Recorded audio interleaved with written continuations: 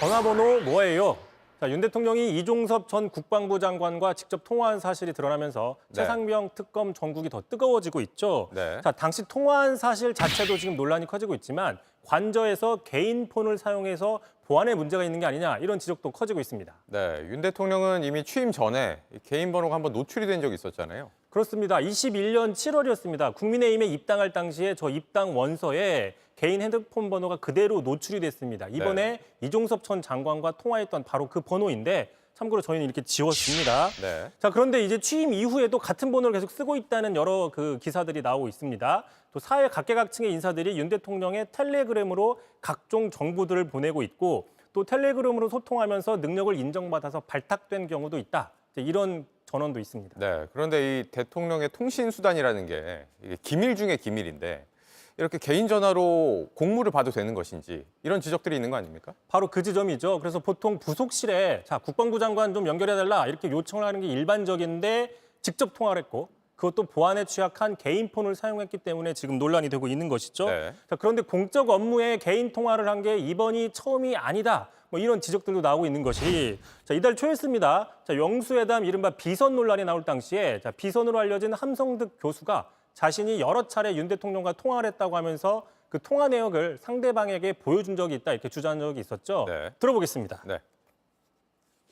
시기에 몇 번씩 이렇게 통화했다는 거 대통령하고 상당히 시간을 많이 통화를 하신 것 같더라고요. 나는 그런 게 없는데 어떤 때는 50분 막 이렇게 대통령이 통화를 많이 하시는가 봐. 그러더라고요.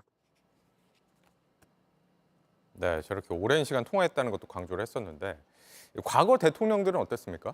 자, 일반적으로 대통령은 최고의 공적 기관이지 않습니까? 그러니까 정책 결정 과정에서 불투명성을 최소한으로 줄여야 되고 또 비선 논란도 나오면 안 되겠죠. 네. 또 기밀을 다루기 때문에 고도의 보안을 유지해야 됩니다. 이 때문에 가급적이면 개인 폰을 사용하지 않습니다. 참고로 하나 제가 예를 가져왔는데요. 2003년도 당시 노무현 당시 당선자 시절이었습니다. 집에 있다가 한 기자가 전화를 해서 얼떨결에 취재를 한 게 화제가 됐어요. 네. 바로 그 다음 날 앞으로는 개인 전화를 쓰지 않겠다라고 사과한 적이 있었고요. 네. 참고로 말 나온 김에 저도 지난 정부에서 대통령실을 출입하며 취재를 한 적이 있었는데 개인적으로 몇 번 대통령한테 직접 전화를 해본 적이 있습니다. 네, 근데 전화기가 꺼져 있었습니다. 꺼진 상태였습니까? 예. 네.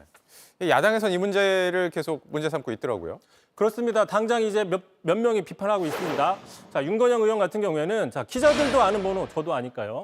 자, 이런 번호 북한이나 다른 나라가 모르겠느냐? 윤 대통령은 큰 사고를 쳤다. 또 이준석, 자, 오늘부로 의원이 됐던 이준석 의원, 자, 일반 폰으로 그런 전화를 한 것만 봐도 특별한 상황이라고 의심을 할 수 있다라고 얘기를 했고요. 네. 자, 이런 의심은 또 여권에서도 나오고 있습니다. 자, 이명박 정부 시절에 복지부 장관을 지냈던 진수희 전 의원이 대통령과 직접 통화해 본 적이 없다, 장관 시절에. 그래서 이번 사건은 상당히 이례적이다라고 얘기를 하고 있습니다.